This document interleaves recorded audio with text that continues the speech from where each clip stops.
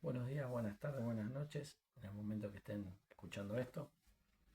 Bueno, perdón porque tardé mucho en sacar otra palabra. Bueno, estuve unas semanas difíciles, con muchas pruebas, pero bueno, acá estamos de nuevo, confiando siempre en el Señor y su palabra. Bueno, hoy le traigo una palabra que escribí hace un montón, que es: no todo se pierde, solo se transforma. Primero vamos a orar y dejar nuestras cargas en las manos del Señor. Padre, dejamos todas nuestras cargas, nuestras preocupaciones en tus manos, que esta palabra que escuchemos en este momento nos haga efecto y nos transforme y podamos ponerla por obra y así en el diario vivir. Te damos gracias, Señor. Amén.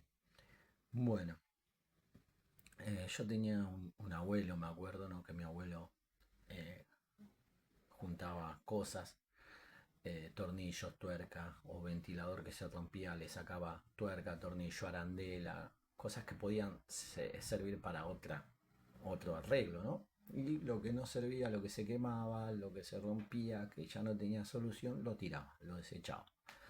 Bueno, yo de ese momento me acuerdo de esas cosas y también cuando llegué no a la iglesia, cuando llegamos cada uno a la iglesia, como Dios hizo hizo con cada uno, con nosotros, ¿no? Cuando la palabra nos hace clic en la cabeza, empezamos a entender por medio del Espíritu Santo las cosas que Jesús hace por nosotros y en eso empieza a cambiar, empieza a sacar cosas que nos sirve y, y nos empieza a transformar. Y en todo eso Dios por su misericordia dio a Jesús y no dejó que ninguno de nosotros nos perdiéramos, sino que cuando llegamos al camino Él nos transformó. Vamos a hablar de alguien que seguro que ya lo escucharon, ya leyeron y otros si no, después lo pueden leer. Yo abajo en los comentarios les voy a dejar todos los versículos. Y es Jonás, capítulo 1 del 1 al 3. Vino palabra de Jonás, hijo de Amitai, diciendo: levántate y ve a Ninive, aquella gran ciudad, y pregona contra ellos, porque ha subido su maldad delante de mí. Y Jonás se levantó para huir de la presencia de Jehová a Tarsis, y descendió a Jope, y halló una nave que partía para Tarsis, y pagando su pasaje, entró en ella para irse con ellos a Tarsis, lejos de la presencia de Jehová. Jonás huyó de la presencia de Jehová. Es imposible no huir de la presencia de Jehová, porque en algún momento alguien o algo o el espíritu nos va a recordar lo que tenemos que hacer, nos va a hablar. Así que tenemos que obedecer, tenemos que orar, tenemos que ser llenos del Espíritu Santo y hacer lo que Él nos dice, lo que Él nos dejó escrito, que hablemos y, y no se olviden que vamos a tener que rendirle cuentas a Dios en algún momento cuando partamos de acá de la tierra, ¿no? Y no vamos a tener que dar explicaciones por qué no le hablamos a esa persona, por qué no fuimos a ver a ese hermano, por qué no fuimos a hacer tal cosa. Eso. En Jonás 1:17 dice: pero Jehová tenía preparado un gran pez que tragase a Jonás, y estuvo Jonás en el vientre del pez 3 días y 3 noches. Eh, Jonás, cuando subió al barco, después hay que leerlo todo completo, Jonás, el barco empezó a tener problemas y todos los tripulantes empezaron a decir: algo pasa, hay alguien que no está haciendo, está en pecado o está haciendo algo que no debe, por eso estamos pasando estas necesidades. Muchas veces también puede pasar en la familia, que hay algo que no estamos haciendo bien y empieza a haber turbulencias en la familia o algo porque no hacemos lo que debemos. Echaron suerte, cayó sobre Jonás, todos los tripulantes dijeron: es este, lo tiraron. Dios tenía todo preparado. Es muy fácil decir Dios tiene todo preparado. Más cuando llevamos una prueba, más cuando nuestros tiempos no son los tiempos de Dios, nuestros tiempos queremos que pase todo así. Es fácil escucharlo, es difícil vivirlo en el día a día de las pruebas, ¿no?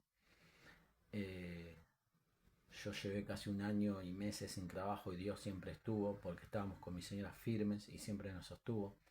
Ahora estoy pasando un momento de matrimonio muy duro, pero sé que Dios va a obrar. No sé cómo, no sé cuándo, pero tengo fe que Dios va a obrar y va a restaurar el matrimonio. Lo sé, tengo mucha fe. Porque te das cuenta cuando orás muchas veces, orás y ves que no llega o sentís que es distinta. Hoy oré y fue una oración distinta. Por eso hay que orar porque muchas veces creemos que la oración cae en una bolsa vacía, un saco roto, pero no. Y hay muchas veces que vas a tener ese sentir del Espíritu que hoy decís, Dios me escuchó. Eh,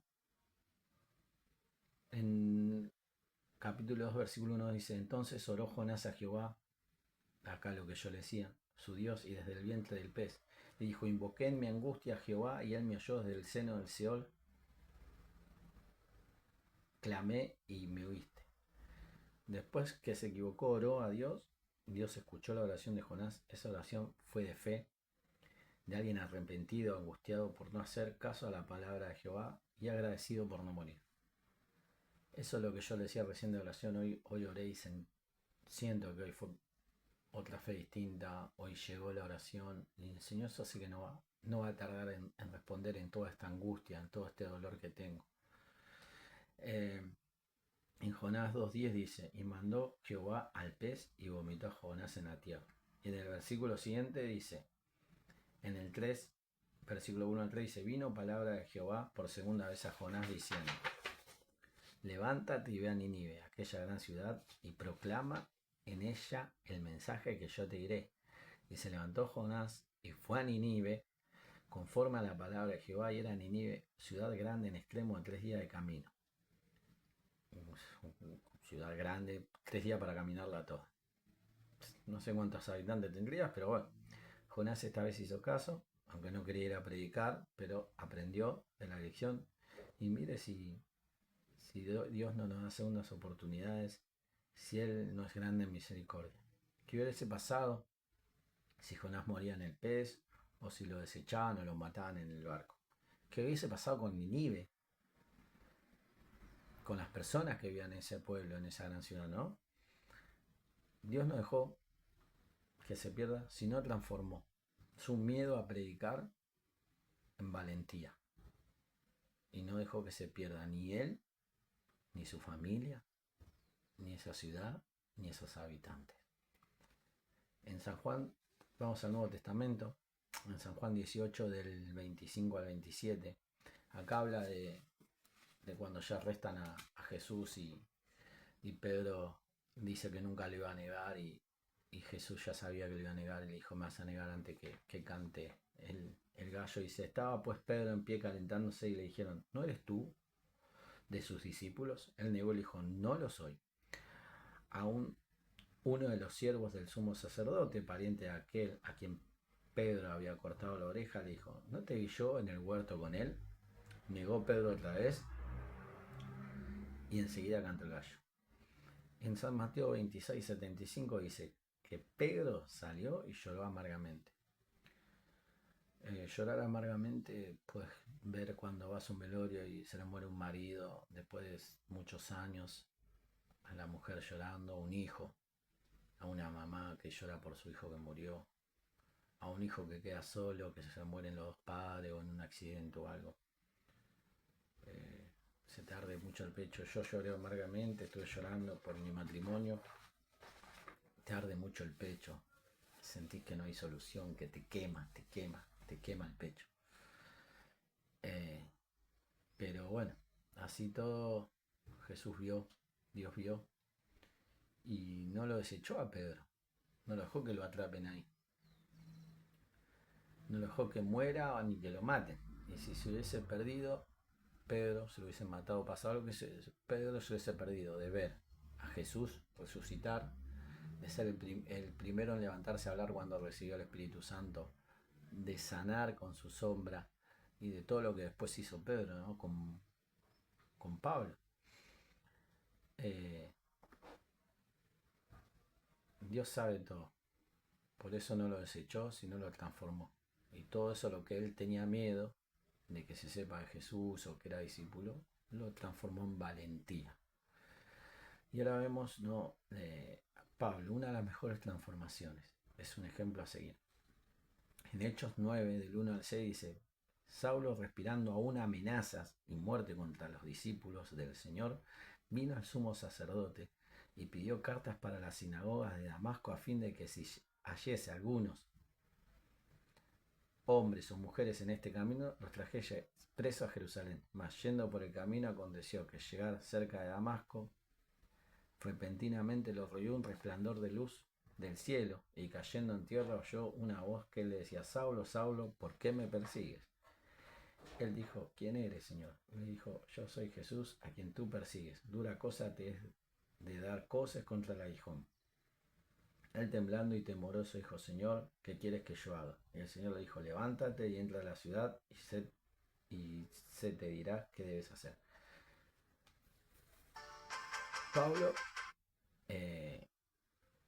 Saulo pidió cartas, que si encontraba algún discípulo o algo que hablaba de Jesús, lo tenía ya preso, ¿no? Saulo habrá estado en la muerte de Esteban, uno de los primeros que mataron, habrá estado agitando, tirando piedra: matémosle a este que habla de Jesús o que sigue a Jesús. Con todo eso, el Señor se le apareció.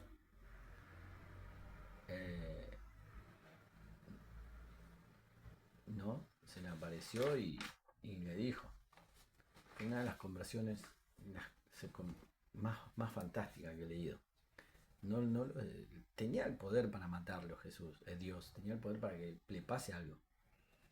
Pero así no dejó que nada le pase, sino vemos cómo lo transforma. Dice en Hechos, después lea todo Hechos, que está muy bueno también. Hechos, algo muy hermoso.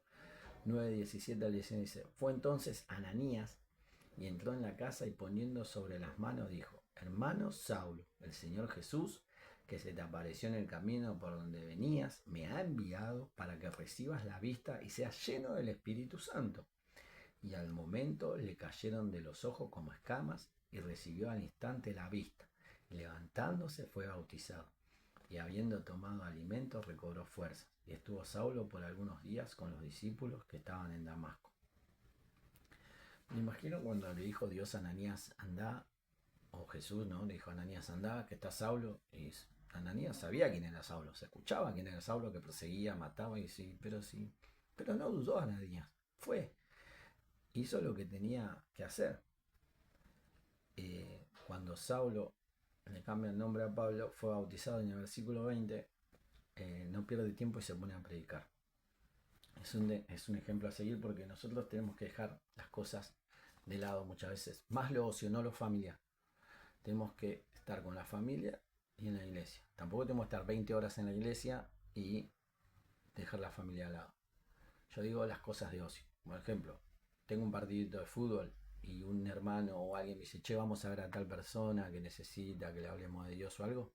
Dejar ese partido de fútbol e ir a hablarle a esa persona, o ir al hospital a ver a alguien, o ir a la casa de alguien a tomar mate o algo. Hay que dejar las cosas de la carnalidad de lado, no la familia, y hacer lo que Dios nos mandó a que hagamos, ¿no? ¿Qué hubiese pasado si Dios hubiese desechado a Saulo, ¿no? A Pablo? Dios tenía el poder para matarlo, para que algo le pase, pero tenía todo preparado. Qué fácil, tiene todo preparado. Dios tiene todo preparado, pero qué momento me lo va a dar, ¿no? Vemos todos los viajes que hizo Pablo, donde anduvo, toda la gente que se transformó, toda la gente que habló, todo lo que hizo, ¿no? Porque Dios lo transformó. ¿Cuánto más no nos va a usar a nosotros Dios si nos ponemos en sus manos? Como conclusión, desde que llegamos al camino de Dios, a este diario vivir, en distintas pruebas y de distintos pecados que luchamos, no dejemos que el enemigo nos engañe. Dios no va a dejar no va a dejar que cada uno se pierda, no va a dejar que nada, sino va a sacar lo que hacemos mal, lo que luchamos de ese pecado, y nos va a transformar. En Hechos 10, 34, 35 dice: entonces Pedro, abriendo la boca, dijo: en verdad comprendo que Dios no hace acepción de personas, sino que en toda nación se agrada del que le teme y hace justicia. No hace excepción de personas. No importa cómo llegaste al camino, Él va sacando todo lo malo, te va transformando, va poniendo cosas buenas. Eh, Hay que temer, hay que orar y hay que creer. Por eso, vamos a orar por lo que cada uno necesita con fe, sabiendo que Dios va a hacer la obra. Padre, te doy gracias, te pido que obres en las personas que estén escuchando este mensaje, que cada uno, Señor, tiene sus necesidades eh, de salud, toca la salud de cada uno, toca esos dolores, toca esos reumas, esos tramas, Señor, esos dolores de cabeza, de pie, de rodilla, de panza, de espalda, toca, sana, sana a cada persona, sana, Señor, a la familia, sana, Señor, que se restauren la familia, los matrimonios, los pleitos entre padres e hijos, los pleitos entre hermanos, Señor, esa madre que está luchando con sus hijos o su hijo por adicción, Señor, toca, Señor, dale la salida, dale la solución, Padre, restaura a todos a esos hijos, Señor, que están en adicción. Te pido que obres, esas personas que no tienen hoy para comer, que no tienen trabajo, Señor, que estén poniendo las manos sobre los currículos, sobre la computadora cuando envíen ese empleo, Señor, y que tú le estés abriendo la puerta, Señor, de ese empleo que están necesitando. Señor, te pido que obres, que te manifiestes en cada uno. Ahora pedile al Señor lo que tú necesitas específicamente. Señor, ahora cada persona te está pidiendo lo que necesita. Yo por mi fe sé que lo va a recibir. Yo por mi fe sé que lo va a tener. Yo por mi fe sé que tú vas a estar contestando esta oración, Señor. Te pido que obres, que te manifiestes, que toques, Señor, a cada persona. Obra, Señor, en su vida, en su familia, en lo que anda necesitando, Señor. Por mi fe, yo sé que hecho está. Te doy gracias, Señor. Padre nuestro que estás en los cielos, santificado sea tu nombre. Véngase tu reino. Hágase tu voluntad en el cielo como en la tierra. Danos el pan nuestro cada día. Perdona mis ofensas, como yo perdonaré a los que me ofenden. No nos dejes caer en tentación, mas líbranos del mal. Amén. Te doy gracias, Señor, porque tú vas a estar obrando en cada persona y en su necesidad. Gracias, Señor. Bueno, con fe, siga orando, siga haciendo que el Señor va a orar. Gracias. Comparte el video con lo que necesita. Si necesita oración, ponga en los comentarios que vamos a estar orando. Y que el Señor nos bendiga y nos guarde. Que el Señor nos mire con agrado, extienda su amor, su paz y su misericordia. Que tengamos una semana bendecida. Amén.